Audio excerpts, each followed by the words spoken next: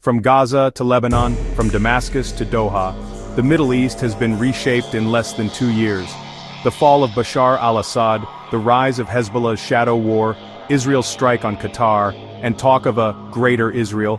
These are not isolated events, they are pieces of a larger story, a story still unfolding before our eyes. October 7th and the spark. It began on October 7th, 2023.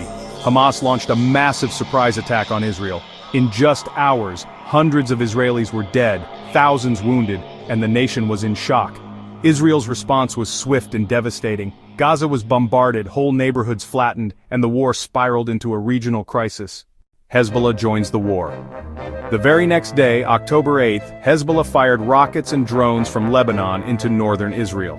What began as solidarity fire quickly escalated into a dangerous second front.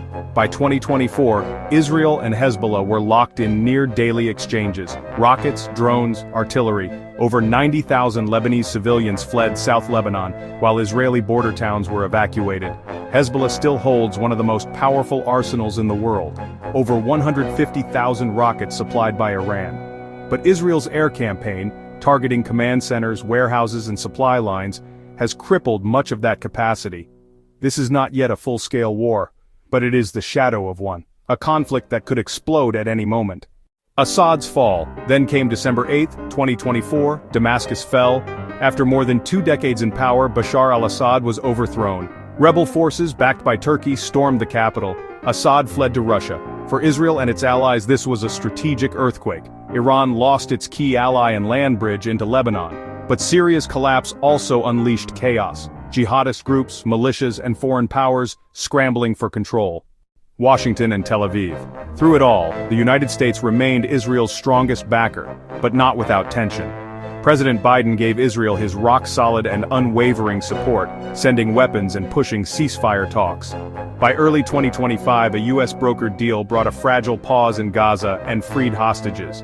But when Donald Trump returned to the White House in January 2025, things changed. He openly blocked an Israeli plan to bomb Iran's nuclear sites, insisting on diplomacy instead. And when Israel bombed Hamas leaders in Qatar in September 2025, Trump said he was very unhappy. Washington and Tel Aviv are still close, but the alliance is no longer without limits.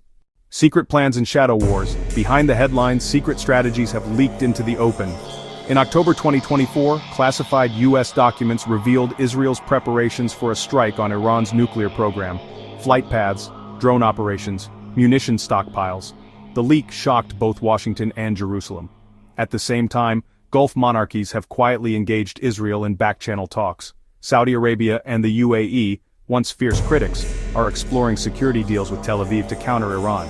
Officially denied but quietly acknowledged, these talks signal that a new regional order is taking shape. The Greater Israel Debate.